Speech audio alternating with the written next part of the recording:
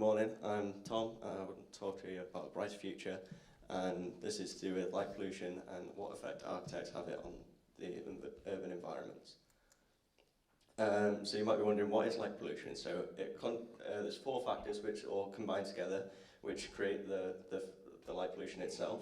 So starting off with the first one, there's urban sky glow. So this is sort of as can be seen in the picture. It's where there's a combination of many things create a brightening of the night sky over inhabited areas. So this sort of creates that glow that you see sometimes at night over certain areas, where it's sort of you get that tinge to the sky, which takes away from your starry night. There's also light trespass. So this is when light falls in the wrong areas, which is not intended. So it could be like a neighbouring property is shining a spotlight and you feel that coming into your own house. Or it can be going onto plants or to the surroundings where it's not needed. There's also glare, which is where there's really bright lights that you sort of end up squinting at, which might not be appealing.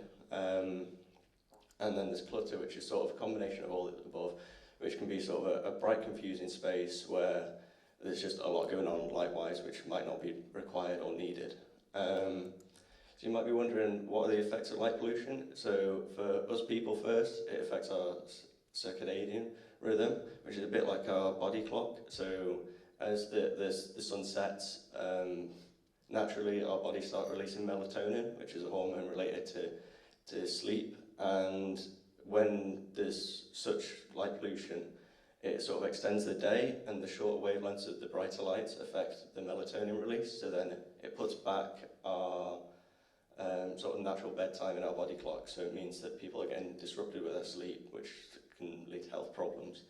But it's not just us, it's also the nocturnal life mainly, and the flora and fauna, which it affects. So nocturnal creatures such as owls, who do a lot of their hunting and breeding at night, as their nighttime is such that they've evolved thousands of years to know, as that's got shorter due to light pollution and different effects of that, it can confuse them, so then it leads on to problems both with the living aspects of nature, but also the growing aspects. So plants will start growing for longer throughout the day, which sort of strains them, which leads to having like earlier fruiting or different blooming at the wrong times of year, which can then leave them vulnerable for attack from other species. So the current situation in the UK, as you can see on this map here, around the main cities is the worst aspects, which are the reddy white highlighted spots. But a lot of the UK is also amber, so this is sort of your suburban areas, which is not necessarily good, because you only think of light pollution mainly being in the built-up areas, but then going into the countryside, there's still issues there. And this is where it could be resolved. This is sort of a diagram to sort of show how even in like the suburban context, just by some of these few factors, if you can sort of take them out or reduce them, you might be able to improve the light pollution for both us and the nature around us. And it's just sort of that architects can design to be more environmentally conscious and sort of kind to their surroundings rather than just lighting them.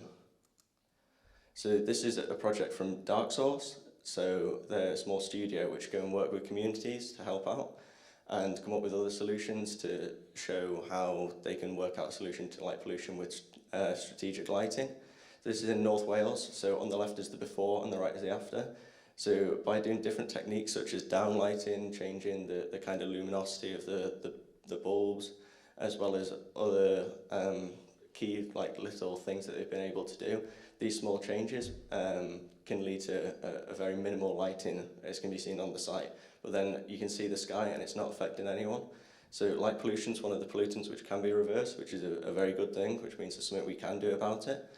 And this can be, as us as individuals, by changing a few things ourselves to think a bit more environmentally consciously, or as a mass thing.